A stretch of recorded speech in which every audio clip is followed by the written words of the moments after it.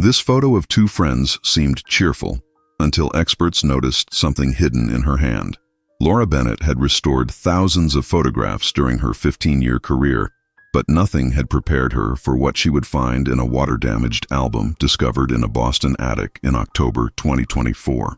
The estate belonged to the recently deceased Eleanor Whitmore, a 93-year-old woman whose family was clearing out her Victorian townhouse in Beacon Hill before putting it on the market. The photograph was tucked between pages of crumbling tissue paper, protected just enough to survive more than a century of New England humidity. The image showed two young women, perhaps 19 or 20 years old, standing on what appeared to be a wraparound porch with ornate columns and decorative railings, typical of late 19th century architecture. Both wore high-necked white blouses and long dark skirts. Their faces were turned toward the camera and, remarkably, both were smiling. Unusual for photographs of that era. The young woman on the left had dark hair pulled into a severe bun, her expression warm but guarded. The woman on the right had lighter hair, softer features, and a smile that seemed almost defiant. Their hands were positioned carefully. The dark-haired woman's arms hung naturally at her sides, but the lighter-haired woman held her hands clasped in front of her waist, her fingers curled in an awkward, deliberate way. Laura began the restoration process, scanning the image at extremely high resolution to repair water damage and fading. It was during the digital enhancement that she noticed something that made her breath catch. In the lighter-haired woman's hands, barely visible in the folds of her dark skirt, was the unmistakable outline of a knife handle. The blade was concealed by fabric, but the positioning was deliberate. She was gripping it firmly, ready to use it. Laura zoomed in further.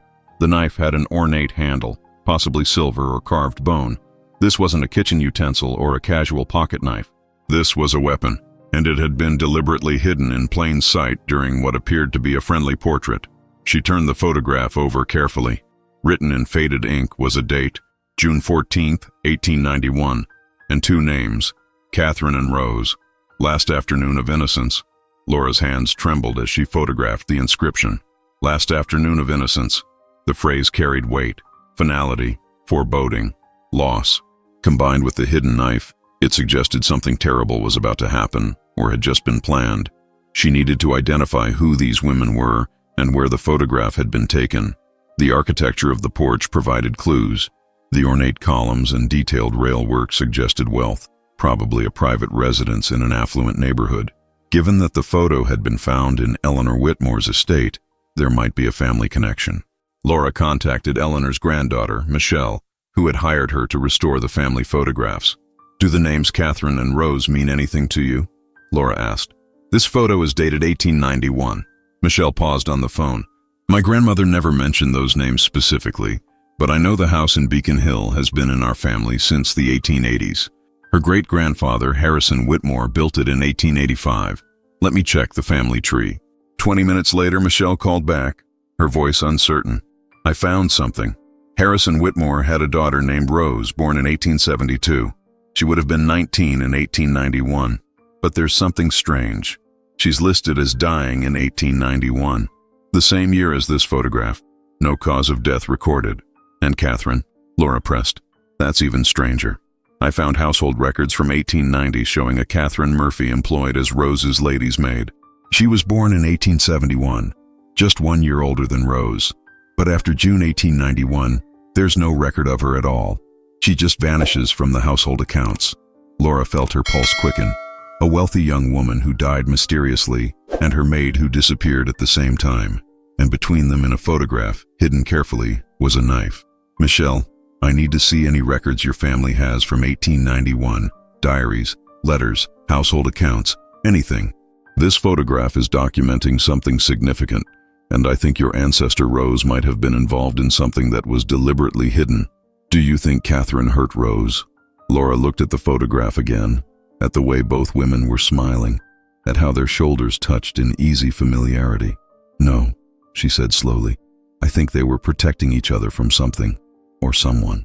Then Michelle granted Laura access to the Whitmore family papers, stored in bankers' boxes in a climate-controlled storage facility in Cambridge. The collection was extensive but disorganized.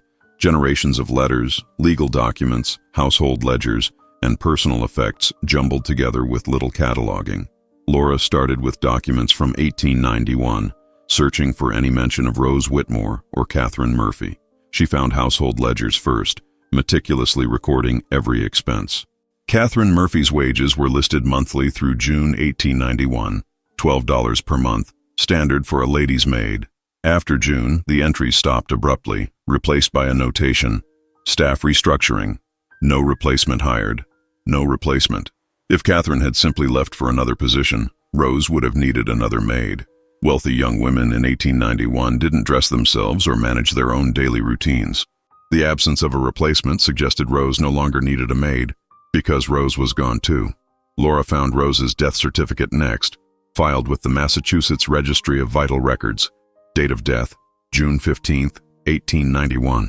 Just one day after the photograph was taken. Cause of death, accidental fall.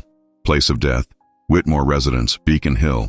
Attending physician, Dr. Edmund Hartley. An accidental fall. Laura felt skepticism rise immediately. Young, healthy women didn't typically die from falls in their own homes. And the timing, one day after a photograph showing her maid hiding a knife, was too convenient to be coincidental. She searched for any newspaper coverage of Rose's death. In 1891, the death of a wealthy industrialist's daughter would have been news.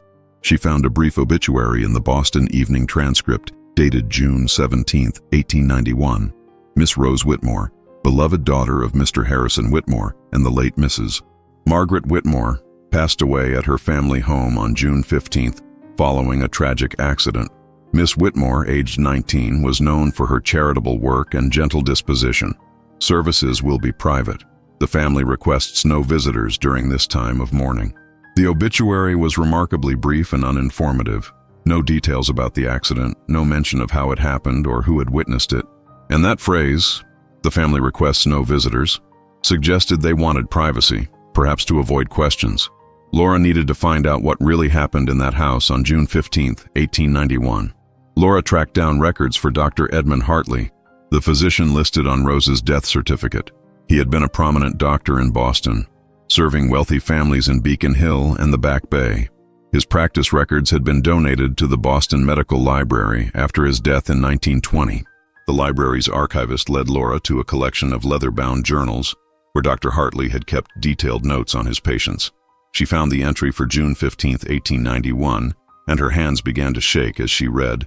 Called to Whitmore residence at approximately 7 a.m. Found Miss Rose Whitmore deceased at the bottom of the main staircase. Mr. Harrison Whitmore stated his daughter had fallen during the night. Body showed extensive trauma to the head